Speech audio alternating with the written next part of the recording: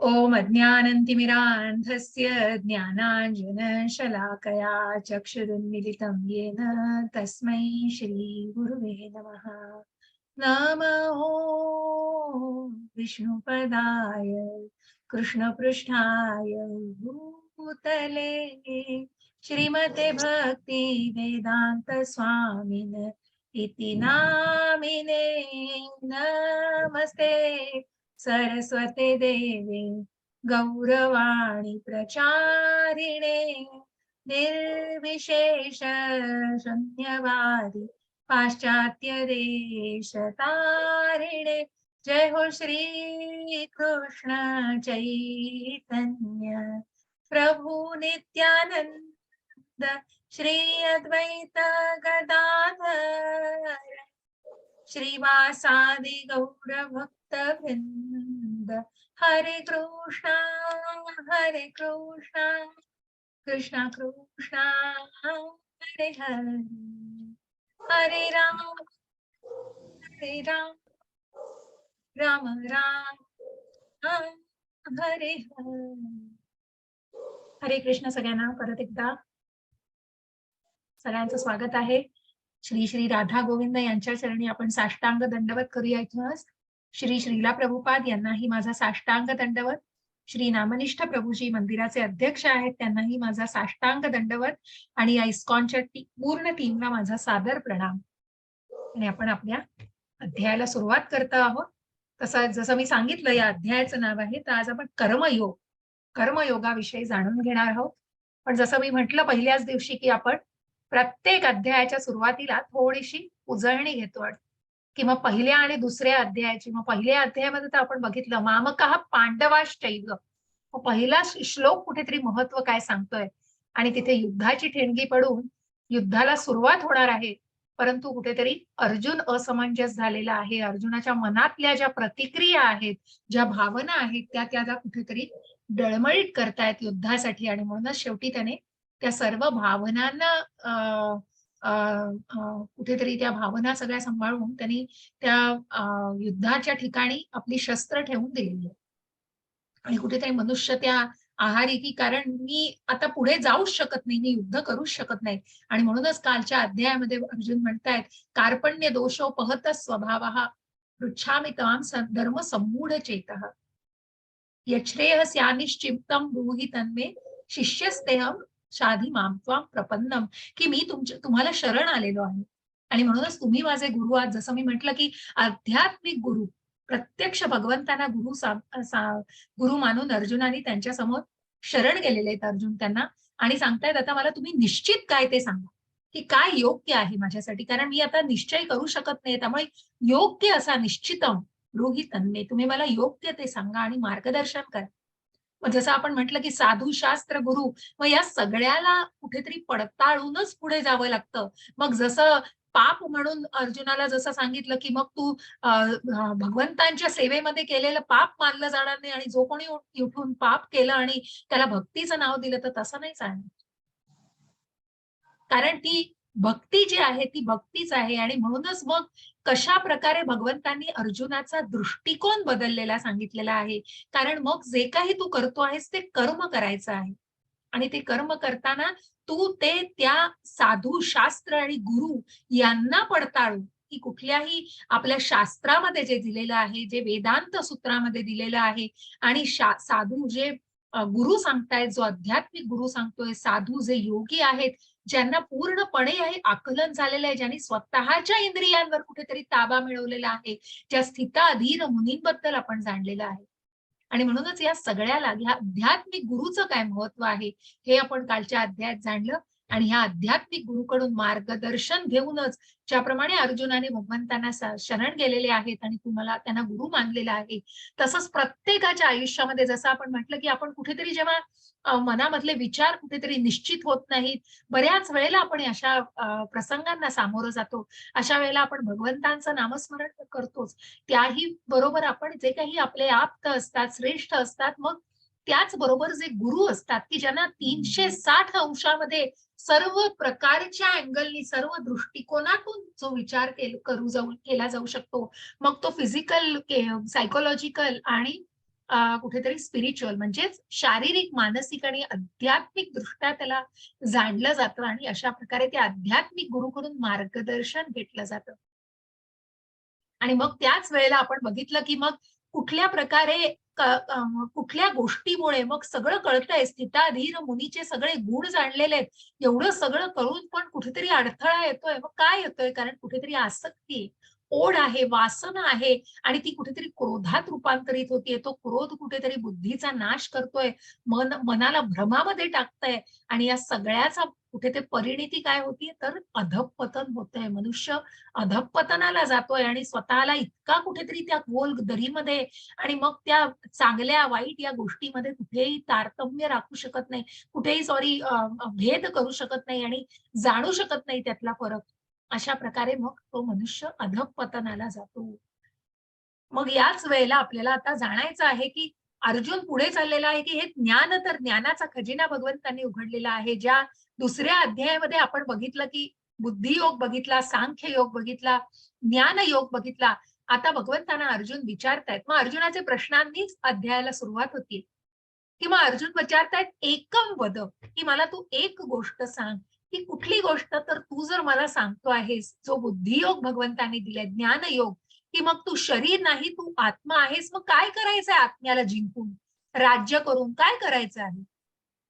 आणि म्हणून मग जर तू मला एकीकडे सांगतोयस, की तू भगवंतांच्या सेवेत केलं गेलेलं पाप मानलं जाणार नाही. कारण तू स्वतःसाठी न करता ते मला अर्पण कर. युद्ध करायचंय, तू दृढनिश्चयाने करायचंय. पण जे कर्म करशील ते स्वतःसाठी न करता मग आत्म इंद्रियो तृप्ती तारो नाम काम. कृष्ण इंद्रिय तृप्ती तारो नाम प्रेम. आणि म्हणूनच जे भगवंतांसाठी केलं जातं ते भगवंतांच्या प्रेमामध्ये केलं जातं. त्या त्या ज्या टप्प्यावरून आपण जाणार आहोत आणि त्या 9 टप्प्यांना आपण बघणार आहोत पुढे जाऊन. भक्तीचे 9 टप्पे जसा तो वटवृक्ष असतो तशा टप्प्या-टप्प्याने तो प्रेमाचा बहर कधी येतो, भगवंतांच्या प्रेमामधली ती जी भक्तिप्रेम आणि भक्तिभाव आणि शेवटी भक्ती प्रेमाची जी भावना असते, त्या प्रेम भावनेमध्ये मग जेव्हा इंद्रियांचं कुठेतरी वासनांना रोखून ते जे कर्म केलं जातं, ते जेव्हा भगवंतांसाठी केलं जातं, तेव्हा ते कर्मयोग होय. आणि म्हणूनच मग अर्जुन विचारतायत, "एकम वद", की मला तू सांग, की जर मी आत्मा आहे, मी शरीर नाही, तर मी त्यागतोय सगळं. मी हे ज्ञान जाणून कुठेतरी संन्यासाच्या मार्गाला लागतोय. पण भगवंत सांगतायत, की कर्म संन्यास नाही, तर तू कर्मयोग हा श्रेष्ठ आहे. ज्ञानापेक्षा ज्ञानाचं आचरण हे जास्त महत्वाचं आहे हो. ज्ञान घेऊन त्या पुस्तकामध्ये लिहून ठेवून काय उपयोग आहे? गीता शिकून 1 तास शिकल्यानंतर अख्खा दिवस त्याचं काही चिंतन नाही, आचरण नाही, तर काय ते शिकायला उपयोग? म्हणून किती टक्के मी स्वतःला सुद्धा हाच प्रश्न विचारायचा प्रयत्न करते दर दिवशी, की आपण किती टक्के भगवद्गीता जगतोय? जे आचरण, जे भगवंतांच्या कृपेने जे आपण शिकवू शकतोय भगवद्गीता आणि त्याचं अध्ययनही चालू आहे, स्वतःचा अभ्यासही चालू आहे. हा अभ्यास करून फक्त पुस्तकी ज्ञान नकोय हो. ते लिहायचंय, कुठेतरी प्रश्न उत्तरं लिहायची आहेत, क्विज सोडवायचे, असाइनमेंट्स करायच्या आहेत आणि ते सबमिट करायचंय, मॉड्यूल शिकायचे नाही हो. ती आचरणात कशी आणणार आहे? Application of knowledge is important. आणि म्हणून नुसतं ज्ञान नाही आणि मग भगवंताला तो मिथ्याचारही नकोय. कुठेतरी खोटेपणा नको आहे आणि हा खोटेपणा भगवंतांना अजिबात, कारण मग शुद्ध भक्तीकडे जाणाराच मनुष्य पाहिजे. मग असा मनुष्य तुम्हाला दिसतोय बघा, हा मिथ्याचारी मनुष्य. अंगावर भगवी वस्त्र धारण करून कोणी साधू होत नाही हो. मनाचं काय? त्या मनाला काय करणार आहे? इंद्रियांना कुठेतरी स्वतःला प्रयत्न करतोय, पण त्या इंद्रिय वासनांचं काय? त्या इच्छांचं काय? आणि म्हणूनच कुठेतरी त्या सगळ्याला जेव्हा भले तुम्ही कुठली वस्त्र धारण करू नका आणि इतर कुठल्याही गोष्टी न करता तुम्ही फक्त त्या इंद्रिय वासनांना कुठेतरी त्या समाधान मानून, जसं आपण काल म्हटलं, की मग ती वासना कुठल्या थराला नेऊ शकते? ती क्रोधात रूपांतर करतीये, त्याचंच कुठेतरी बुद्धीच्या नाशात रूपांतर होतंय आणि मग सगळ्याचा भ्रमनिरास होऊन तो मनुष्य कुठेतरी त्या भ्रमाच्याच वाटेवरती आणि स्वतःला त्या अधःपतनाच्या वाटेवर नेऊन सोडतो. पण भगवंतांना असं नकोय हो. भगवंत सगळ्यांना आपल्या धामाला भगवंतांनी सांगितलंय, भगवंत वाट बघतायत, की मग जेव्हा हा जीर्ण देह त्यागून भगवंत धामाला, त्या वैकुंठाला आणि त्या भगवत धामाला जे गोकुळ जे आपण बघणार आहोत पुढे जाऊन गोलोक वृंदावन आणि अशा ठिकाणी की जिथे मग सच्चित आनंद आहे, ज्याला आपण म्हटलं की मग जी सुख, जे जे सौंदर्य, श्रीमंती, भगवंतांचं सगळं ऐश्वर्य बघितलं, त्याचप्रमाणे भगवंत कोण आहेत तर सच्चित आनंद, कुठेतरी शाश्वत ज्ञानाने परिपूर्ण असं हे भगवंतांचं रूप आहे. आणि म्हणूनच त्याला आनंदी, की ते कायम आनंदी आहे. हा आनंद घटणारा नाहीये, हा आनंद संपणारा नाही. आणि म्हणून अशाच भगवंतांना सगळ्यांनी, ज्या भगवंतांनी सगळ्यांचा स्वीकार केलेला आहे, मग ब्रह्मरूपात असो, परमात्मा रूपात जे जाणतायत आणि जे भगवान रूपामध्ये जाणतायत, त्या सगळ्यांचा स्वीकार केलेला आहे. मग आपण पुढे जातोय. कर्मेंद्रियाणि संयम्य य आस्ते मनसा स्मरन् इंद्रियार्थान् विमूढात्मा मिथ्याचार स उच्यते. हरे कृष्ण माताजी. हरे कृष्ण. जो कर्मेंद्रिय संयमित करतो परंतु ज्याचे मन इंद्रिय विषयांचे चिंतन करीत आहे तो निश्चितपणे स्वतःची फसवणूक करतो आणि अशा मनुष्याला मिथ्याचारी म्हटले जाते. हरे कृष्ण माताजी. हरे कृष्ण. मग जो फक्त इंद्रिय विषयांचं चिंतन करतो, मनाचं काय झालंय, त्या नुसती ती भगवी वस्त्र धारण करून काय करणार आहे, त्या इच्छा मारल्या आहेत, पण कुठेतरी ते मन अजूनही त्याच्याकडे ओढ घेत आहे आणि त्या इंद्रिय विषयांना कुठेतरी आमंत्रण देत आहे. आणि अशा त्या इंद्रिय विषयांची ओढ जर घेत असेल तर निश्चितच ती कुठेतरी स्वतःची फसवणूक केली जाते. आणि मग अशी मिथ्याचारी, भगवंतांना असं मिथ्याचारी झालेलं नको आहे. कारण मग कुठेतरी त्या शुद्ध भक्तीमध्ये असं असावं. आणि तो शुद्ध भक्त कशा प्रकारे असेल, जेव्हा तो स्वतःच्या इंद्रिय वासनांना कुठेतरी आळा घालेल आणि त्या इंद्रिय विषयांपासून स्वतःला मुक्त ठेवून मग ज्या सुखामध्ये होरपळून हुरळून जाणार नाही, दुःखामध्ये होरपळून जाणार नाही, स्वतःला कुठेतरी स्टेबल, कुठेतरी बॅलन्स्ड, कुठेतरी अतिशय स्थिरता मनाला आणणारी जी व्यक्ती असते, त्यांना ते निश्चितच शक्य होतं. आणि म्हणूनच या यज्ञांविषयी आपल्याला आज जाणून घ्यायचंय की कशा प्रकारे हा भौतिक युगाचा यज्ञ काय आहे आणि काय असतं हे कर्मयोग आणि काय आहे हे कर्म. यस्मिंद्रियाणि मनसा नियम्यारभतेर्जुन कर्मेंद्रियैः कर्मयोगम असक्तः स विशिष्यते. हरे कृष्ण माताजी. हरे कृष्ण माताजी.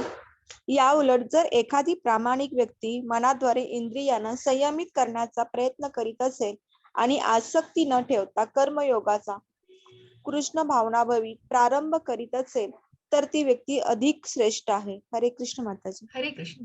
मग ही मिथ्याचारी व्यक्तीपेक्षा निश्चितच ज्यांनी भगवी वस्त्र फक्त बाह्य कुठेतरी दाखवण्याचा प्रयत्न होत आहे, पण त्याच उलट जर एखादी प्रामाणिक व्यक्ती, मग इथे आपल्याला राजा कुलशेखर दिसतात, जे चैतन्य महाप्रभूंच्या काळामधले, ज्या कुलशेखर राजांनी चैतन्य महाप्रभूंना बघण्याची इच्छा, त्यांचं दर्शन घेण्याची इच्छा व्यक्त केली, परंतु चैतन्य महाप्रभू तेव्हा नाही म्हणाले होते, कारण हा भौतिक जगतातली व्यक्ती आहे आणि कुठेतरी या सगळ्या गोष्टींनी ती व्यक्ती बंधनांमध्ये अडकलेली आहे.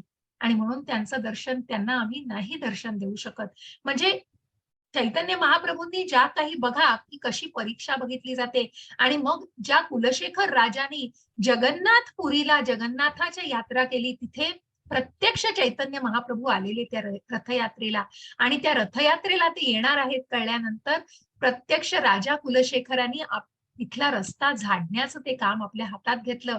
ही गोष्ट जेव्हा चैतन्य महाप्रभूंना, बघा, प्रत्यक्ष भगवंतांचाच अवतार हो, आणि म्हणून ते जाणलेलं आहे त्यांनी, आणि अशा प्रकारे मग त्यांच्यावर प्रसन्न झालेले आहेत. कारण ती व्यक्ती अत्यंत प्रामाणिक व्यक्ती, मनाच्या इंद्रियांना, त्या मनाद्वारे इंद्रियांना संयमित करण्याचा प्रयत्न, की मी राजा आहे, मी हे काम कसं करू, याची मला कमीपणा कसा मला येईल, असा कुठलाही विचार न करता आणि अशा कुठल्याही इंद्रिय विषयांच्या आहारी न जाता त्या कुलशेखर राजांनी मग जो साफसफाई करण्याचा निर्णय घेतला. त्यामुळे प्रत्यक्ष चैतन्य महाप्रभू जेव्हा त्या रथयात्रेला आले होते, तेव्हा त्यांच्या दृष्टीपथामध्ये ते आल्यानंतर त्यांनी राजा कुलशेखरावर ते प्रसन्न झालेले आहेत त्या प्रसंगात.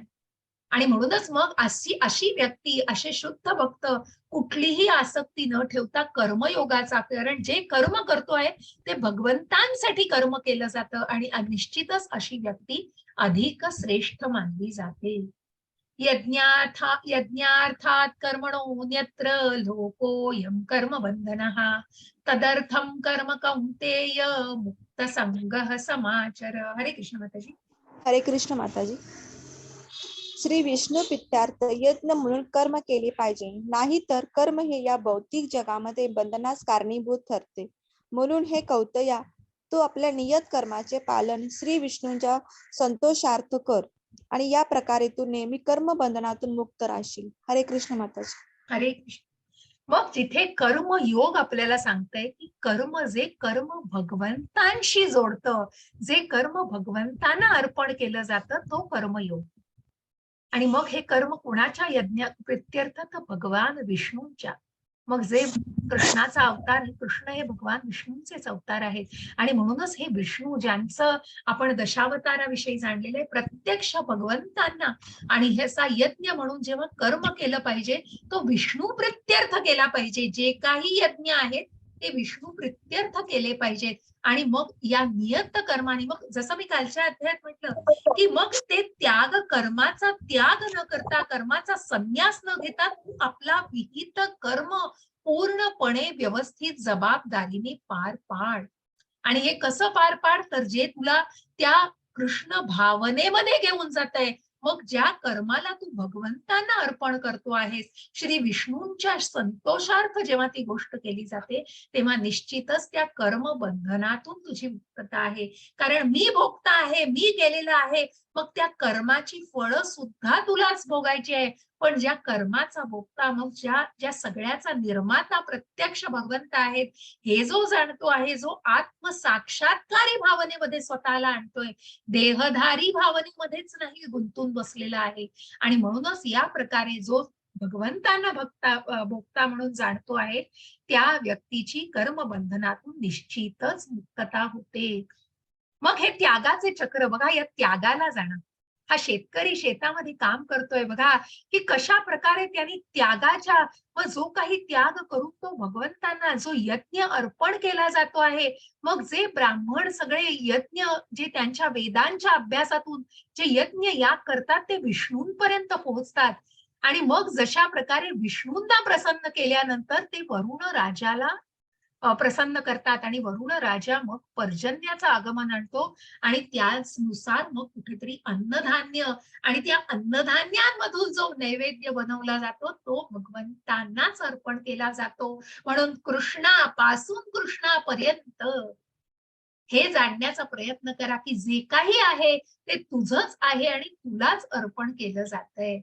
मग 56 भोग का असेना इस्कॉन मंदिरामध्ये, परंतु ते जे अन्न आहे, जिथून ते उत्पादित केलं जात आहे, निश्चितच ते त्या भावनेने, ती भावना अत्यंत महत्वाची आहे.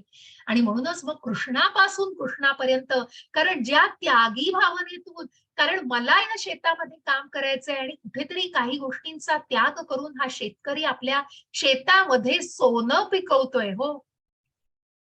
आणि म्हणूनच मग या त्यागाचा महिमा जाणायचा आहे. या अन्नाला कशा प्रकारची एक श्रेष्ठता असते, जे त्यागातून तयार होतं. मग त्याच गोष्टीतून पर्जन्य राजाची निर्मिती, पर्जन्य राजाची वृष्टी होऊन मग ते अन्नधान्य मिळवलं जातं. आणि म्हणूनच ते कुठेतरी शुद्ध अन्न असतं. कारण ज्या त्यागामुळे, ज्या भावनेने ते भगवंतांनी त्याला दुजोरा दिलेला आहे, आणि जिथे तो शेतकरी त्या त्यागी भावनेने त्या धान्याची कुठेतरी कोळपणी, मग कापणी, सगळ्या या गोष्टी जी प्रोसेस केली जाते, हे सगळं करण्यासाठी तो त्याग किती महत्वाचा आहे. कारण त्याच्यामध्ये जी शुद्धता आहे, मग जर त्यागाचं चक्र त्या त्यागातूनच कुठेतरी पुढे गेलं, तर जी शुद्धता असते, ती शुद्धता मग कुठेतरी मनाची शुद्धता असते.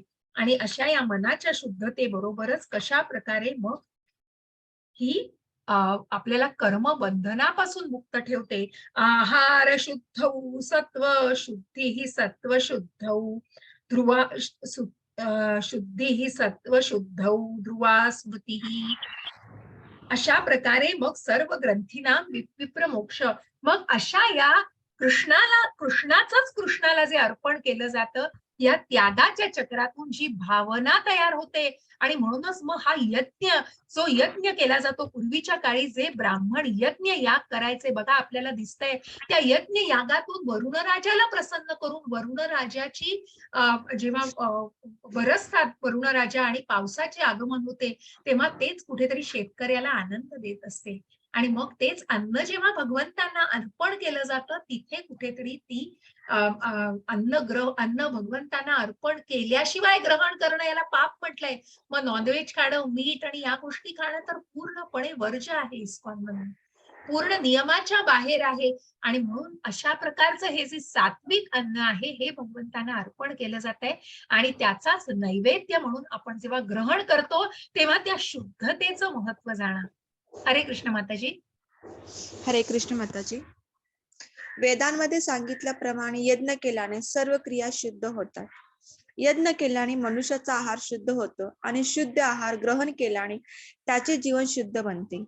जीवन शुद्धीमुळे स्मृतीमधील अतिसूक्ष्म वृत्तींचे शुद्धीकरण होते आणि जेव्हा स्मृती शुद्ध होते तेव्हा मनुष्य मोक्ष मार्गाबद्दल विचार करू शकतो आणि या सर्वांची परिणिती वर्तमान समाजासाठी अत्यावश्यक असणाऱ्या कृष्ण भावनेमध्ये होते. हरे कृष्ण माताजी. हरे कृष्ण हरे कृष्ण. जसं मी म्हटलं की आहार सत्व शुद्ध, आहार शुद्ध सत्व शुद्धी.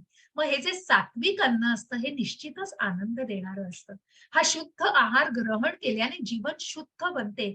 जीवन शुद्धीमुळे स्मृती अतिसूक्ष्म ऊतींचे शुद्धीकरण होते स्मृतीमधल्या आणि मग स्मृती शुद्ध होऊन मोक्ष मार्गाबद्दल मनुष्य विचार करू शकतो. कारण ज्या काही आपण एका पिरियॉडिक फेज मध्ये जात असतो, कशा प्रकारे त्या गोष्टींची परिणिती झालेली आहे, कुठल्या वयामध्ये काय केलं जातं आणि म्हणूनच हे जेव्हा भगवंतांना अर्पण केला जातो तेव्हा निश्चितच त्याचं महात्म्य तेवढं आहे. आणि मग जसं मी म्हटलं की प्रत्येकाने आपला यज्ञ करायचा आहे, मग तो गृहस्थाश्रम असो, ब्रह्मचर्याश्रम असो, गृहस्थाश्रम असो, संन्यासाश्रम असो, नाहीतर वानप्रस्थाश्रम असो, पण निश्चितच या विभागणीमुळे जे काही कर्म करायचे ते भगवंतांना अर्पण करायचे. आणि मग कशा प्रकारे आपण या आहार आणि शुद्धी सात्विक शुद्धतेबद्दल जाणलेलं आहे. हरे कृष्ण माताजी. हरे कृष्ण माताजी. भगवत भक्त हे सर्व प्रकारच्या पापांतून मुक्त होतात कारण ते सर्वप्रथम यज्ञाला अर्पण केलेलं अन्न ग्रहण करतात. इतर लोक जे आपल्या स्वतःच्या इंद्रिय भोगाकरिता भोजन बनवितात ते खरोखर केवळ पापच भक्षण करतात. हरे कृष्ण माताजी. हरे कृष्ण. मग जशा प्रकारे इस्कॉननी म्हटलेले मीट इटिंग हे पूर्णपणे वर्ज्य आहे, कारण कुठेतरी प्रभुपाद खूप सुंदर पुढे उल्लेख केलाय. कारण जी मत्सरी भावना ती मुळापासूनच काढायला लागते उकरून. जेव्हा स्वतःच्या आत्मतृप्तीसाठी त्या दुसऱ्या प्राण्यांना मारून जेव्हा ते ग्रहण केलं जातं, काय आनंद मिळत असेल हो. आणि म्हणूनच मग इस्कॉनचा जो काटेकोर नियम आहे मांसाहार नाही, त्या गोष्टीला अनुसरूनच मी हे सांगितलं. आणि म्हणूनच मग नुसते मग व्हेज आहे आणि आम्ही सगळं शुद्ध खातो आणि आम्ही सगळं सात्विक अन्न खातो तसं नाही, तर ते जेव्हा भगवंतांना ग्रहण केलं जातं, भगवंतांना नैवेद्य दाखवला जातो आणि त्यानंतर जेव्हा ते ग्रहण केलं जातं तर ते पुण्य मानलं जातं. नाही तर जो एखादी व्यक्ती नुसतंच ते खातोय ते पापी भावनेने खातो. मग बऱ्याच अडचणी असतील मी समजू शकते, सकाळच्या घाईच्या वेळा, संध्याकाळच्या, प्रयत्नपूर्वक काही गोष्टी या फॉलो करायचा प्रयत्न करा. हे तुमच्यासाठी निश्चितच खूप चांगलं आहे. हरे कृष्ण माताजी. हरे कृष्ण माताजी. सर्व प्राणी मात्र अन्नधान्यावर जगतात. जे पावसापासून उत्पन्न होते, पाऊस यज्ञापासून उत्पन्न होतो आणि यज्ञ विहित कर्मापासून होतो. हरे कृष्ण माताजी. हरे कृष्ण.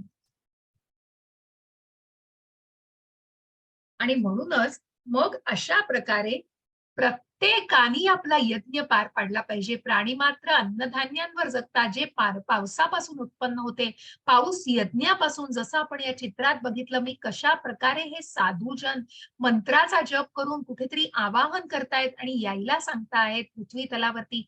आणि थोड्याच दिवसामध्ये आपल्याला हा निश्चितच जाणवतो. मग भगवंतांशी जी निष्ठेने केलेली विनंती आहे ती निश्चितच कुठे वाया जाणार नाही. ती भक्ती अत्यंत महत्वाची आहे.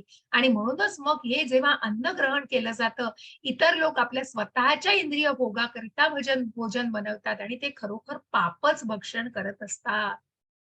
आणि मग जे अन्नधान्यांवर ज्या शेतकऱ्याचं सायकल मी सांगितलं की शेतकऱ्यापासून सुरुवात करून ते कशा प्रकारे शेतकरी मग त्या जे काही प्रोसेसिंग असतं, सगळं शेतामध्ये काम करायचं असतं, त्या शेतातलं ते त्यागाच्या स्वरूपामध्ये जे काही करतो आहे, त्या माझ्या त्यागातनं पण इतरांना त्याच्यातनं जो आनंद मिळणार आहे, म्हणून त्या शेतकरी जेव्हा काम करतो, पण ते यज्ञ असतो, तो हा कुठेतरी अ, अ, आवाहन केलं जातं आणि वरुण राजांना प्रसन्न करून तिथे पर्जन्यवृष्टी होते. पर्जन्यवृष्टी झाल्यानंतर मग झाडांची मग कशा प्रकारे त्या अ, गोष्टीची वाढ केली जाऊ शकते आणि कशा प्रकारे त्या अन्नधान्याचं उत्पादन केलं जातं. त्या अन्नधान्यातून मग नैवेद्य बनवला जातं आणि तो भगवंतांना अर्पण केला जातो. त्याशिवाय अनेक जण ग्रहण करत नाहीत अन्न. यज्ञैः संकीर्तनप्रायैर् यजन्तीः सुमेधसः. हरे कृष्ण माताजी. मला वाटतं हा पंचतत्व मंत्रच आहे माठाजी. श्री पंचतंत्र कृष्ण मंत्र आहे. चैतन्य प्रभू नित्यानंद श्री अद्वैत गदाधर श्रीवासादि गौर भक्तवृंद. तुम्ही वाचू शकता माताजी. हरे कृष्ण माताजी. जय हो श्री कृष्ण चैतन्य प्रभु नित्यानंद, श्री अद्वैत गदाधर श्रीवासादि गौर भक्तवृंद. हरे हरे कृष्णा कृष्ण हरे कृष्णा कृष्ण कृष्णा कृष्णा हरे हरे, हरे रामा हरे रामा राम राम हरे हरे. हरे बघा कृष्ण. हरे कृष्ण.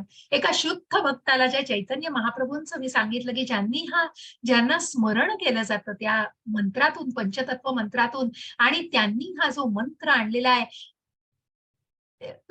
की हरेर नम हरेर नम केवलम कलौ नास्ति कलौ एव नास्ति एव गतिर अन्यथा. की या कलियुगाचा यज्ञ काय आहे तर हरे कृष्ण कृष्ण कृष्ण हरे हरे, हरे राम राम राम हरे हरे.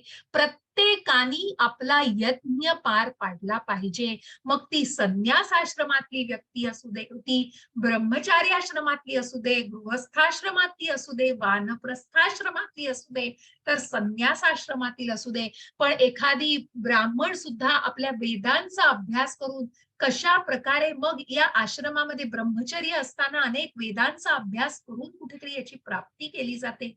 त्यानंतर गृहस्थाश्रमामध्ये सुद्धा हा यज्ञ म्हणजे काय तर ज्या आहुतीमध्ये काय काय टाकलं जातं तर आपल्या पत्नी मुलांची आणि सगळ्यांची काळजी, कुठेतरी दृढनिष्ठता आणि कुठेतरी स्वतःची कर्म व्यवस्थितपणे पार पाडणं आणि मग त्याच्यानंतर जे काही यज्ञ आहेत ते भगवंतांना अर्पण करणं. मग एखादी शुद्ध भक्ती ती ब्राह्मण असू दे, वैश्य असू दे, क्षुद्र असू दे, क्षत्रिय असू दे, परंतु त्या शुद्ध भक्ताचे गुण की त्यांनी आपला विहित कर्म, आपला जो यज्ञ आहे, मग प्रत्येकाचा जो यज्ञ आहे, प्रत्येक म्हणून भगवंत अर्जुनाला सांगतायत की तू एक क्षत्रिय आहेस, तुझं यज्ञ तुला केला पाहिजे, हे युद्ध तुला केलं पाहिजे. तू जर ठरवलंस मी कुठेतरी ब्राह्मणासारखं जाऊन दक्षिणा किंवा भिक्षा मागेन आणि तुला जर काही मिळालंच नाही तर कशा प्रकारे मग तू तलवार काढशील रे, कारण तू एक क्षत्रिय आहेस. आणि म्हणूनच या गोष्टी नीटपणे जाणून घ्यायच्या आहेत. कारण त्रिगुणांच्या प्रभावाने व्यक्ती या भौतिक जगामध्ये जगतीये आणि म्हणून हा त्रिगुणांचा प्रभाव आहे आपल्या जगण्यावरती कुठेतरी. हरे कृष्ण माताजी. हरे कृष्ण माताजी. म्हणून कर्म फलांवर आसक्ती न ठेवता मनुष्याने कर्तव्य म्हणून कर्म केले पाहिजे, कारण अनासक्त होऊन कर्म केल्याने त्याला परमेश्वर प्राप्ती होते. हरे कृष्ण माताजी. हरे कृष्ण. म्हणून मग ते निष्काम कर्म. आता जसं आपण म्हटलं की बुद्धियोग की कर्मयोग, तर इथे ज्ञानयोगापेक्षा भगवंतांनी कर्मयोगाला जायचे. कर्म नुसतं संन्यास घेतलाय, मी हिमालयात जाऊन बसतो, काय करणार? का तुम्ही तुमच्या फॅमिलीला असं वाऱ्यावर टाकून, का तुमच्या गरजा, तुमची कर्तव्य, तुमची कमिटमेंट्स कुठे आहेत हो? म्हणून भगवंत म्हणतायत की सगळ्याचा व्यवस्थितपणे सारासार विचार करून आणि आपल्या जबाबदाऱ्या, आपली कमिटमेंट व्यवस्थितपणे पार पाडून जे कर्म करतायत ते मला अर्पण केलं तर तो कर्मयोगच आहे. आणि म्हणूनच अशी व्यक्ती ज्या प्रभुपादांचा आपण स्थिताधीर मुनी म्हणून उदाहरण घेतलं तशाच प्रकारे अशा मनुष्याचं कर्तव्य म्हणून, अशा मनुष्याने कर्तव्य म्हणून कर्म केले पाहिजे. कारण अनासक्त होऊन कर्म केल्याने त्याला म्हणून त्या कर्मफलांची आसक्ती नको, निष्काम कर्म केलं पाहिजे. जे काही कर्म करताय त्याच्यात फळाची अपेक्षा न करता ते कर्म जर केलं तर ते निष्काम कर्म ठरलं जातं आणि त्यामध्ये कुठेतरी त्या भक्ताला वैकुंठवासाची निश्चितच परमेश्वराच्या धामाची प्राप्ती होऊ शकते. आणि याच गोष्टीला नीटपणे जाणायचंय की निष्काम कर्म म्हणजे काय आहे आणि कशा या निष्काम म्हणजे तुम्ही कुठेतरी फळाची अपेक्षा न ठेवता जेव्हा ती क्रिया करता ते निष्काम कर्म आणि निश्चितच हा कर्मयोगच पूर्णपणे श्रेष्ठ आहे बुद्धियोगापेक्षा. यद्यदाचरति श्रेष्ठस्तत्तदेवेतरो जनः सयत् प्रमाणं कुरुते लोको लोकस्तदनुवर्तते. हरे कृष्ण माताजी. हरे कृष्ण माताजी. श्रेष्ठ व्यक्ती जे जे करते त्याचे अनुसरण सामान्य जण करतात. आपल्या अनुसरणीय कृतांनी ती जे जे आदर्श घालून देते त्यानुसार सारे जग कार्य करते. हरे कृष्ण माताजी. हरे कृष्ण.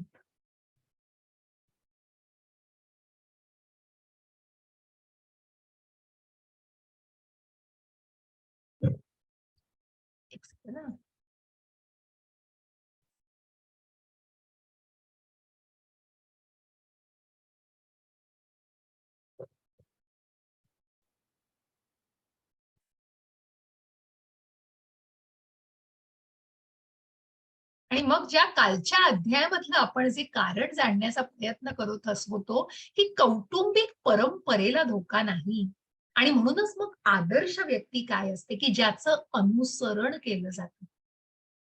यद्यदा चरती श्रेष्ठ तत्त देवे तरो जनः. आचरण जे आहे ते श्रेष्ठ व्यक्तींचं त्यांचं अनुकरण न करता अनुसरण. कारण ज्या आध्यात्मिक मार्गाचं जे अनुसरण जे जे कार्य करतायत ते निश्चितच अतुलनीय असेल आणि म्हणूनच ते कुठेतरी ज्याची तोड नाही, ज्याला अमूल्य असं जे कार्य असेल त्याला निश्चितच त्याचं अनुसरण केलं जातं. म्हणून अशा प्रकारे आपण जसं बघतो की ती माता चालती आणि तिच्या पाठीमागे सगळे छोटी छोटी पिल्लं आहेत कारण तिचं अनुकरण केलं ते. पण नुसतं अनुकरण नाही तर त्या आचरणाचं तिच्या चांगल्या आचरणाचं मुलं जे आपल्या आईकडून शिकतात अशा प्रकारे ते अनुसरण केलं जातं आणि म्हणूनच असे अनुसरण सामान्य जन करतात. भगवंत सांगतायत म्हणून ती वर्णशंकर पद्धती नसून वर्णाश्रम पद्धतीची निर्मिती होतीये. ज्या उदाहरणाने भगवंतांनी काल सांगितलेलं आहे की बघा मी जर नियत कर्म केले नाही तर सर्व ग्रहलोक, हेच कालचं वाक्य आपण जाणलेलं की अनावश्यक सर्व ग्रहलोक नष्ट होईल कारण कुठेतरी अनावश्यक लोकसंख्येला ती गोष्ट उद्युक्त करेल आणि मग मी कुठेतरी या राजकतेला या अशांततेचा कुठेतरी मी शांततेचा आणि अतिशय चांगल्या गोष्टींचा मी कुठेतरी विनाशक ठरू शकेन. कारण मग मी जर माझं नियत कर्म योग्य प्रकारे केलं नाही तर मात्र असं निश्चित. म्हणून आदर्श बना आणि म्हणूनच अशा घराणेशाहीचा निश्चितच नाश होणार नाही. आणि म्हणून अर्जुनाला भगवंत तेच सांगतायत कालच्या अध्यायात, तू आनंददायी असं म्हणू नकोस कारण तू जिंकलास तरी तुला पृथ्वीवर राज्य करायचंय आणि तू जरी ठार मारला गेलास तरी तुला स्वर्गसुख मिळणार आहे. पण अर्जुनाचा अप्रोच बघा आहे, भगवद्गीता प्रत्येक गोष्ट शिकवते हो तुम्हाला. मग किती प्रॅक्टिकल. मग अर्जुन म्हणत नाहीये की हे तू काय मला अशा प्रकारे कसं काय माझं थिंकिंग, अशा प्रकारे मी कसा बनलोय किंवा अशा प्रकारे कसं मी करतोय, तसं नसून भगवंतांना ते त्या त्या रिस्पेक्टनी आणि त्या प्रकारेच विचारता आहेत. आणि अर्जुन असमंजस जरी झाला असला मग मी असं करतोय मी तसं, की कुठल्याही प्रकारचं ते अहमपणा नाही आणि त्या गुरूंना शरण जाऊन मग अर्जुन सगळ्या प्रकारे विचारतायत. त्यामुळे त्या उत्तम गुरु आणि शिष्याला जाणायचंय आपल्याला इथे. आणि अशा या वर्णाश्रम पद्धतीतून आपण जाणणार आहोत की ही आदर्श व्यक्ती, मग ज्या युधिष्ठिरांचं रामराज्य आलं तिथे वर्णशंकर पद्धती नसून वर्णाश्रम पद्धती, मग ब्राह्मण क्षत्रिय क्षुद्र आणि वैश्य आपापल्या कर्माप्रमाणे त्यांची विभागणी केली गेलेली आहे. हरे कृष्ण माताजी. हरे कृष्ण माताजी. नियत कर्मांच्या फलामध्ये आसक्त असणाऱ्या अज्ञानी मनुष्यांचे मन विचलित होऊ नये म्हणून विद्वान व्यक्तीने त्यांना कर्म थांबविण्यास प्रेरित करू नये. या उलट भक्तिभावाने कर्म करून त्याने त्या लोकांना कृष्ण भावनेच्या यथावकाश विकासासाठी सर्व प्रकारच्या कार्यामध्ये युक्त करावे. हरे कृष्ण माताजी. हरे कृष्ण. मग अशी व्यक्ती बघा जिचं अनुसरण केलं जातं. का अनुसरण केलं जातं? कारण त्या त्या व्यक्तीचं कुठेतरी जे आचरण असतं ते निश्चितच ते अनुसरण करण्यायोग्य असतं. मग अशा व्यक्तीनी निश्चितच कशा प्रकारे इतर व्यक्तींना, कारण जे देहधारी भावनेमध्ये जगतायत, कुठेतरी इंद्रिय विषयांमध्ये अजूनही आहेत आणि ज्यांना स्वतःला मला हे हवंय, मी भोगता आहे आणि मी हे, मग साधं आपण उदाहरण घेतलं की मग एक झाड लावलंय, ज्या बी एक झाड लावलं आणि त्याचा मोठा वृक्ष झाला आणि ते जर आंब्याचं झाड असेल, अनेक आंबे आले, तर मी आधी खाऊन घेणार. तसं करून मग मी भोगता आहे, मी एवढे कष्ट घेतलेले आहेत, एवढे आंबे माझ्यामुळे आलेत. पण अहो ती माती कुठून आली, ती जमीन कुठून आली, ती बी कुठून आली? मग याचं काय झालं सगळ्याचं? मग कुठे आहे ती कृतज्ञता? आणि म्हणूनच जर अशी व्यक्ती एखाद्या फलामध्ये जर ती निष्काम कर्म नाही तर सकाम कर्मामध्ये अडकलेली असेल, तर तिला कर्म करताना थांबवू नका. कर्माचा संन्यास घ्यायला नकोय, परंतु तेच कर्म, मग बघा किती बेबीच्या पावलांनी हे सांगितलं जातं. पण याच उलट जेव्हा एखादा भक्त त्या भक्तिभावाने त्या व्यक्तीला सांगतोय की तुम्हाला जे मिळतं आहे ते भगवंतांना अर्पण करा. सेवारूपी तुम्ही भगवंतांना अर्पण करा.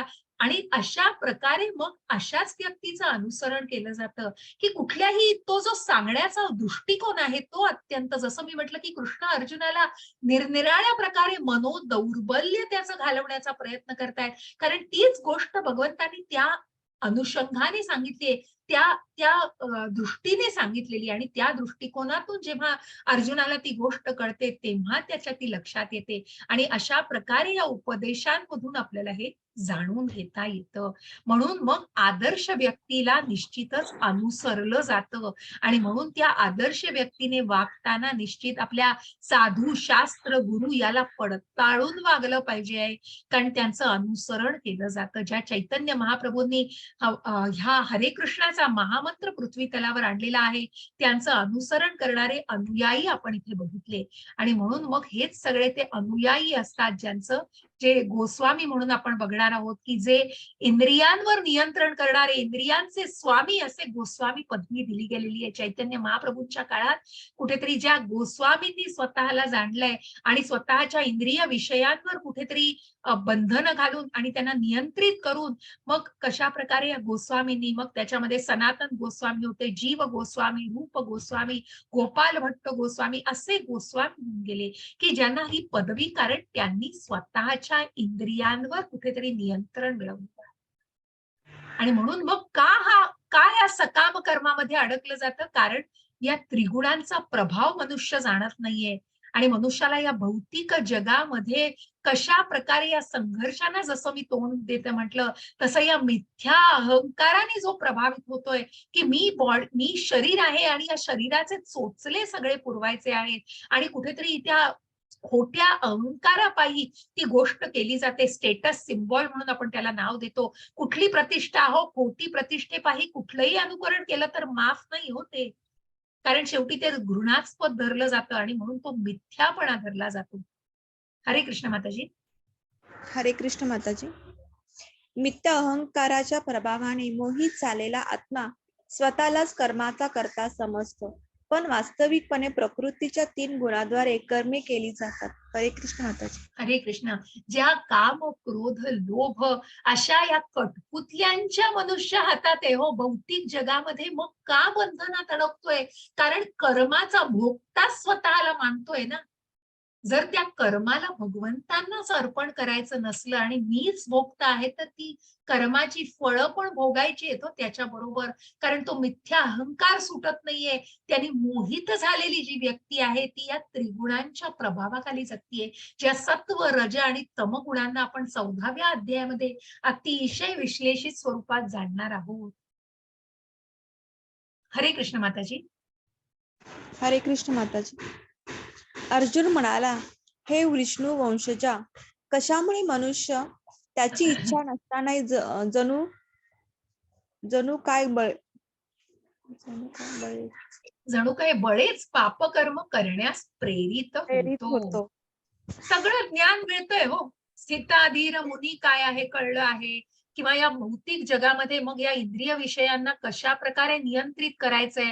काल आपण बघितलं आसक्ती, ओढ कुठेतरी कामवासनेमध्ये ढकलतीये, ती क्रोधाला आमंत्रित करतीये. तो क्रोध कुठेतरी बळी पडतोय कारण स्मृती भ्रंश होतोय आणि मग त्या बुद्धीचाही नाश होतोय आणि मनुष्य अधःपतनाला का जातोय मग?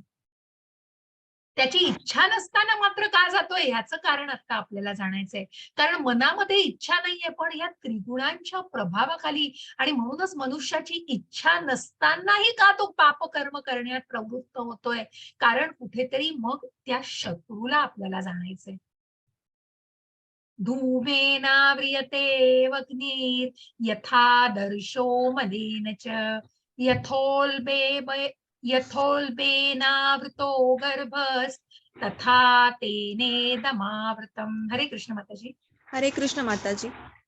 ज्याप्रमाणे धुराने अग्नी, धुळीने आरसा आणि वारेने गर्भ वेष्टीला जातो, त्याचप्रमाणे जीव या कामाद्वारे विविध प्रमाणात आच्छादिला जातो. हरे कृष्ण माताजी.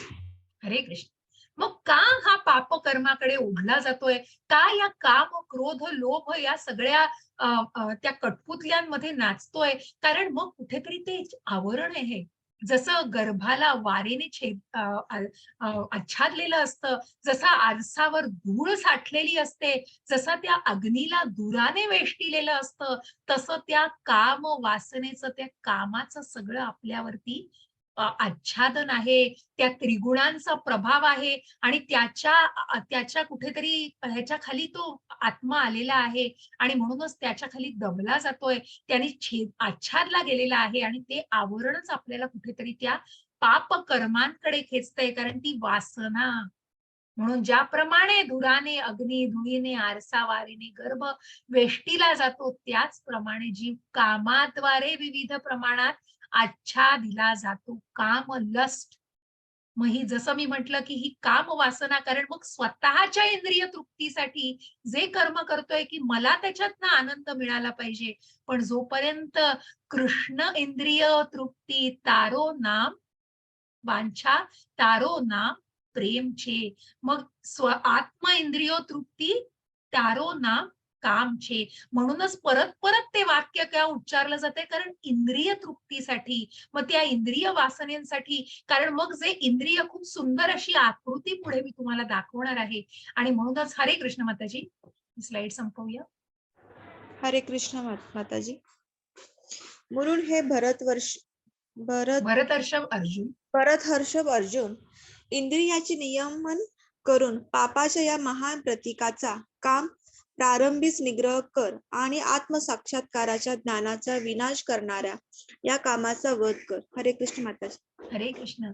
आणि म्हणूनच मग ही काम वासना जी आहे, ज्याचं खोटं वेष्टन आहे आणि ज्या कुठेतरी या त्रिगुणांच्या प्रभावाखाली हा आत्मा आलेला आहे, परंतु त्या सगळ्याला म्हणूनच हे अर्जुना त्या इंद्रियांचं नियमन करून पापाच्या या महान प्रतीकाचा, या काम वासनेचा कुठेतरी तू त्याला निग्रह कर, त्याला वेळीच त्याला टाळ. आणि म्हणूनच मग तू शरीर नाही, कारण जोपर्यंत तू देहदारी भावनेमध्ये जगतोयस, पण निश्चितच मग त्याला सिच्युएशनल आहे हो, हे प्रासंगिक आहे. भगवंतांनी सांगितलंय कर्म टाळू नका, त्याच्यासाठी कर्म संन्यास नाही. आजचा अध्याय सांगतोय कर्म योग श्रेष्ठ आहे. बुद्धी योगापेक्षा सुद्धा, ज्ञान योगापेक्षा सुद्धा कर्म श्रेष्ठ आहे.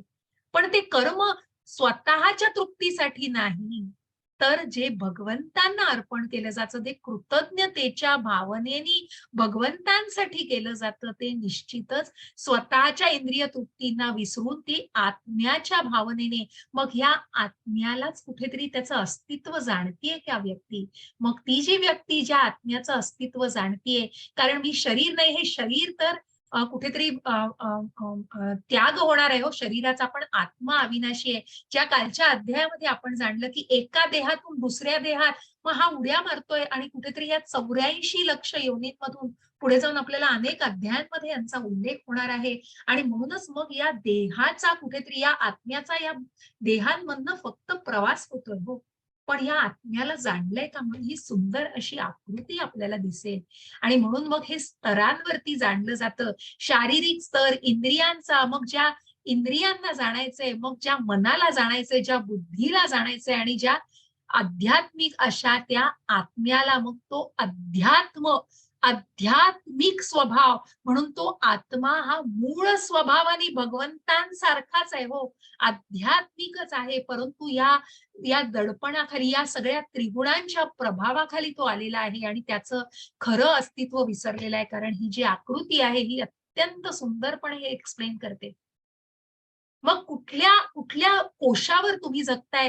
तुम्ही मी देह आहे आणि मी आत्मा नाही. अजूनही आत्म्याची कुठेतरी अस्तित्व जाणवलेलं नाहीये. इंद्रिय तृप्तीसाठी कुठेतरी इंद्रियांच्या स्तरांपर्यंत पोहोचलंय. मग इंद्रियांच्या स्तरातून कुठेतरी मनाच्या स्तरांपर्यंत पोहोचलंय. मग ती मानसिक स्तर, मग त्या बुद्धीला कशाप्रकारे बौद्धिक आपण ज्ञान देतोय आणि मग सर्वात शेवटी आणि महत्वाचं त्या आत्मसाक्षात्कारी पातळीवर आपण कसं जगतोय. आणि म्हणून मग या इंद्रियांना हे डोळे दाखवलेत, हे नाक दाखवलंय, हे तोंड दाखवलं आहे, हे कान दाखवलेत आणि ही त्वचा दाखवलेली आहे. मग ही जी 5 ज्ञानेंद्रिय आहेत, काय खायचंय, काय बघायचंय, कशाचा वास घ्यायचाय, कशाचा स्पर्श हवाय, काय ऐकायचं आहे, हे सगळं ज्ञानेंद्रिय सांगतायत. मग या ज्ञानेंद्रियांना कोणी पकडलंय? या ज्ञानेंद्रियांना मनाच्या दोरीने पकडलेलं आहे. आणि या मनाच्या दोऱ्या त्या बुद्धीच्या हातात आहेत. काल जसं आपण बघितलं, पण तो आत्मा आत्ता फक्त आरूढ आहे हो रथामध्ये, कारण त्याचं अस्तित्वच जाणलेलं नाहीये. फक्त आत्ता आपण त्या आत्मिक पातळीवर नसून त्या देहधारी भावनेवर, इंद्रिय आणि त्या कुठेतरी जे काम वासना कशा कशावर बसतीये, मग बुद्धी, इंद्रिय आणि मन याच्यावरती त्याचं आच्छादन आहे हो. म्हणून त्या आत्म्याकडे अजून लक्षच नाहीये, त्याचं अस्तित्वच जाणवलं घेत नाहीये. आणि म्हणून अशा प्रकारे या आकृतीद्वारे आपण बघतोय, की जिथे इंद्रिय विषयांना वासनेला ओढायचंय, त्या कोणाला ओढायचंय? तर मनाला ओढायचंय. आणि मग त्या मनाने जेव्हा कंट्रोल केलं, त्या मनाच्या दोऱ्या ज्या आहेत, त्या बुद्धीने कंट्रोलमध्ये करायच्या आहेत. म्हणूनच मग कुठेतरी ती कामवासना त्या बुद्धीचा नाश करणार नाही. पण तो जो आत्मा आहे ना, त्याला आध्यात्मिक अन्नाची गरज आहे हो यासाठी. आणि म्हणूनच त्याचं अस्तित्व जेव्हा जाणवेल, त्या आत्मसाक्षात्कारी भावनेमध्ये जेव्हा याल, तेव्हा त्या आध्यात्मिक स्वभावाला जाणार आणि मगच त्या आध्यात्मिक मार्गावर आल्यावर जेव्हा त्या यज्ञाचं तुम्ही पालन कराल, जो कलियुगाचा यज्ञ आहे, हरे कृष्ण कृष्ण कृष्ण हरे हरे, हरे राम राम राम हरे हरे. आणि जेव्हा ते आध्यात्मिक अन्न दिलं जाईल, तेव्हा त्या बुद्धीची सतसत विवेक बुद्धी होईल. त्या मनाचा कुठेतरी कंट्रोल केला जाईल त्या मनाला, कारण त्या इंद्रिय वासना, त्या इंद्रिय विषयांना त्यागलं जाईल. आणि म्हणूनच मग अशा या कुठल्याही ओढ घेणार नाहीत, ही इंद्रिय सुद्धा कुठेही ओढ घेणार नाहीत, कारण त्या आत्म्याला आध्यात्मिक अन्न दिलेलं आहे. पण त्याला जर त्या भौतिक काम, क्रोध, लोभाच्याच याच्यामध्ये गुंतवून ठेवलं, तर कुठे दिसणार आहे अध्यात्म आणि कुठे ते ज्ञान मिळणार आहे. म्हणूनच हे जाणून घ्यायचं आहे. सर्वात मोठ्या या शत्रूला कसा नाश करायचा आहे, तर या नाशाचा या प्रारंभीच त्याचा निग्रह कर आणि ज्ञानाने या काम वासनेचा नाश कर, कामाचा वध कर. आणि म्हणून कार्य करणारी ही इंद्रिय जड प्रकृतीपेक्षा श्रेष्ठ आहेत आणि इंद्रियांपेक्षा मन श्रेष्ठ आहे, मनापेक्षा बुद्धी श्रेष्ठ आहे आणि बुद्धीपेक्षाही आत्मा श्रेष्ठ आहे. इति तृतीयोध्याय समाप्तः. म्हणजे प्रत्येकाने आपला यज्ञ, आपलं विहित कर्म, मग भले तो ब्राह्मण असो, क्षत्रिय असो, वैश्य असो, क्षुद्र असो, पण जेव्हा ते कर्म केलं जातं, तेव्हा ते कर्म जे भगवंतांसाठी केलं जातं, तेव्हा तो कर्मयोग. आणि मग त्याची जी फळं आहेत, त्याची अपेक्षा न ठेवता जेव्हा ते केलं जातो, तोच निष्काम कर्मयोग. आणि तोच कर्मयोग कुठेतरी अकर्माकडे वाटचाल करतोय, की भगवंतांसाठी ते कर्म, मग भगवंतांना ती फळं अर्पण केली जातात. अशा प्रकारे ते अकर्माकडे वाटचाल करतंय. अशा या कर्मयोगाला आपण आज जाणलेलं आहे. इति तृतीयोध्याय समाप्तः. मी शेअरिंग स्टॉप करते आणि रेकॉर्डिंग थांबवते.